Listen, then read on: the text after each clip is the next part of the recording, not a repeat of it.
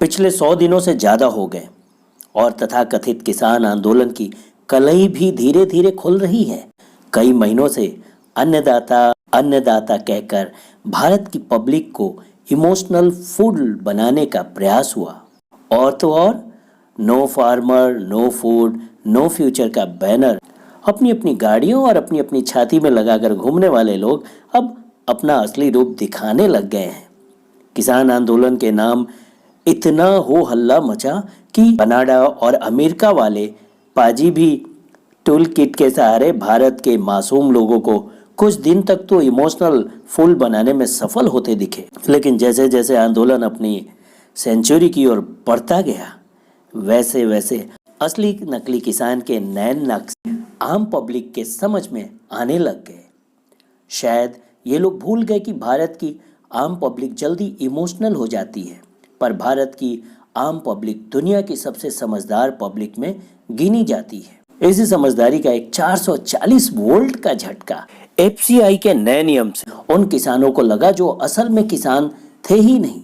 FCI नए नियम के मुताबिक अब एमएसपी खरीद का पैसा सीधा असली किसान के खाते में जाएगा, जो अभी तक नहीं था। अब तक एफसीआई फसल खरीद आढ़तियों से करते और पैसा आढ़तियों के खाते में, और किसान अपने पैसे के लिए आढ़तियों पर निर्भर रहता, जो 2.5% का कमीशन काटकर किसान को देता।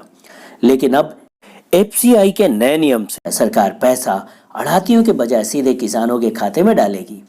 एफसीआई के नए नियम से आढ़तियों के तोते उड़ गए और इन आढ़तियों ने कोर्ट में एक रिट याचिका डाली, इस नियम को रोका जाए, और सरकार से कहा कि सरकार किसानों के खाते में पैसा न डाले। सरकार के इन नियमों से किसान आंदोलन की हवा निकाल दी, क्योंकि भारत के असली किसानों को इन्हीं आढ़तियों या कहें नकली किसानों ने अपना गुलाम बना के रखा हुआ था। और इन्हीं आढ़तियों ने अब अपनी हड़ताल की धमकी यह कहकर दे डाली कि अगर सरकार ने किसानों को सीधा पैसा भेजा तो वो स्ट्राइक करेंगे। अब तक एक अनुमान के अनुसार ये आढ़तियों सालाना 1500 करोड़ रुपए का घोटाला कर रहे हैं, जो असल में गरीब किसानों को मिलना चाहिए। 100 दिनों तक किसान आंदोलन का रोज नए नए ड्रामे दिखाए जा रहे हैं। अब इसकी पराकाष्ठा यह हो गई कि आढ़तियों डरा धमकाकर या लालच दिखाकर जिन लाचार गरीब किसानों को लाए थे, अब उनकी लाशों पर अपनी राजनीति चमका रहे हैं। सरकार के नए नियम के मुताबिक अब एमएसपी पर अपनी फसल बेचने वाले किसानों को अपना लैंड रिकॉर्ड देना होगा। इससे यह पता चल जाएगा कि भारत में कितने करोड़पति किसान हैं। सरकार का अब यह नियम अब किसान आंदोलन का दूध और पानी का पानी करने वाला है। जय हिंद।